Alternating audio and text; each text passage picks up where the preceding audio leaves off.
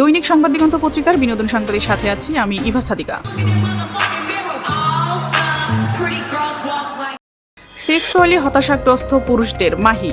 জনপ্রিয় টেলিভিশন অভিনেত্রী সামিনা খান মাহি সম্প্রতি তীব্র আলোচনার মুখে পড়েছেন একটি ছবিকে ঘিরে। সবুজ ব্লেজার ও চশমায় অফিসিয়াল লুকের একটি ছবি তিনি ফেসবুকে প্রকাশ করলে তা নিয়ে উপহাস শুরু হয়। কেউ কেউ ছবিকে পর্নো তারকা মিয়া খলিফার সঙ্গে তুলনা করে সামাজিক মাধ্যমে ছড়িয়ে দেন। এ ঘটনায় মাহি ক্ষোভ প্রকাশ করে বলেন, আমাদের দেশে বেশিরভাগ পুরুষ সেক্সুয়ালি হতাশাগ্রস্ত। তার ভাষ্য, একজন শিল্পী বিভিন্ন ভঙ্গির ছবি শেয়ার করতেই পারেন, তবে অকারণে সেই ছবিকে অশ্লীলভাবে ব্যাখ্যা করা অসভ্যতার পরিচয়। ফেসবুক প্রতিক্রিয়ায় তিনি লিখেছেন, একজোড়া চশমা দেখে কারোর মনে ভিন্ন ভিন্ন কিছু আসতে পারে, কিন্তু আমার কাছে এটা শুধু অফিস লুক। প্রতিটি পোশাক বা স্টাইলকে নিজের মতো করে উপভোগ করা উচিত। তিনি আরো বলেন, মিয়া খলিফা এক ভিন্ন দেশে ভিন্ন পেশায় যুক্ত, তাকে নিয়ে অযথা তুলনা করার কিছু নেই।